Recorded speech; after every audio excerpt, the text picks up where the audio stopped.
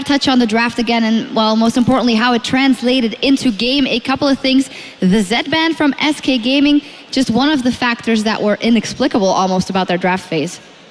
The Tigers do not play Zed. That's it. I don't know what that was going on there. We're going to have to ask SK personally what the Zed ban was about, but I think one of the most interesting things is how specifically tailored this draft was towards SK, particularly with the double AD carry ban, and then eventually the point that you were mentioning before with the early itemization, which you mentioned something about it being really effective. What was that?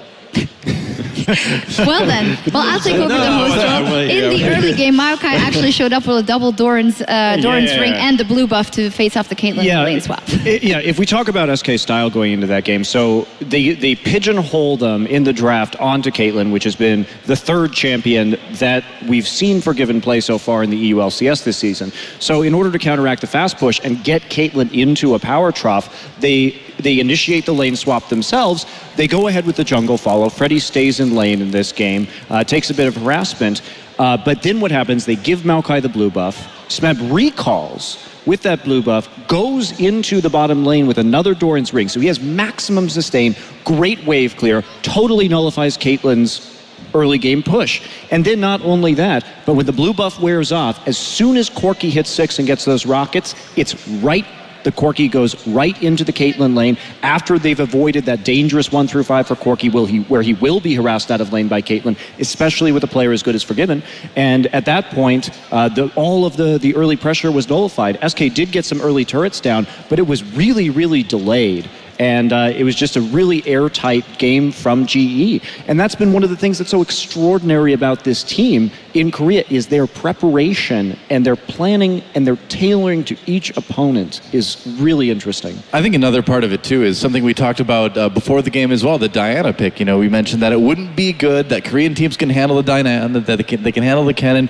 And what do we see? We see Fox pick Diana, really cannot get in there. And yeah, he may have gotten a little bit of ahead of Kuro in lane, but when it came to the team fighting, when it came to the conflicts that really mattered, that Diana just wasn't able to do much. Yeah, what I don't understand is if you're confident enough to take Diana and practically dive the Victor in lane, why don't you play an Ahri that you know you can play very well and just try and do a little bit more? Another one of great picks, Gorilla on Janna. Fantastic. We actually have a replay to show us just exactly what he can do on that champion. It wasn't just this moment, and especially contrasting it to what Enrated has shown us. This game was really well. Let's get that replay up on the screen. Now, this replay happened to be a blue steal from SK going into the GE Tigers' jungle, and now they have Freddy who's going to jump over the wall while they have the Diana kind of come in from the mid lane. They don't have any wards on the Tigers right now. All they see is that Lee has been hit with a Nidalee trap, or a trap right now, and they're just going to commit to it.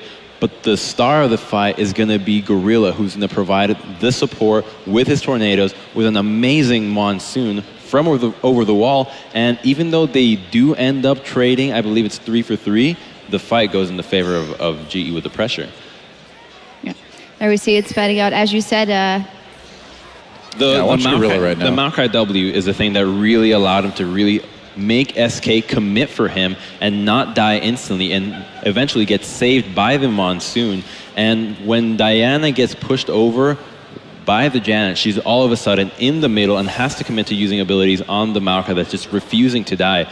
Victor and Janna being the main threats of this, just because Janna can keep the team alive and Victor with the damage, are going to be over the wall and have a positional advantage on SK.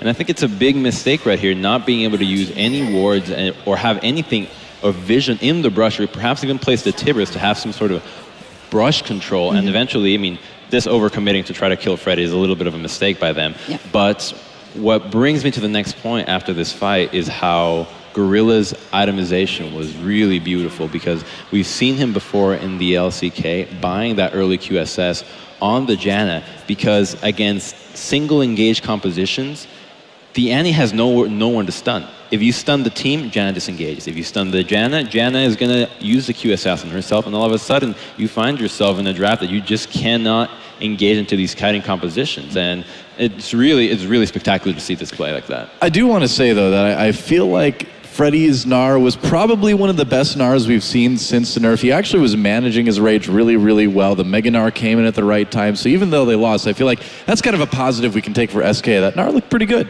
Yeah, actually SK did put up a better fight than we've seen before, and we'll have a good time defending their chances tomorrow. For now, though, we're going to go ahead and go to Chober because he's got Prey with him.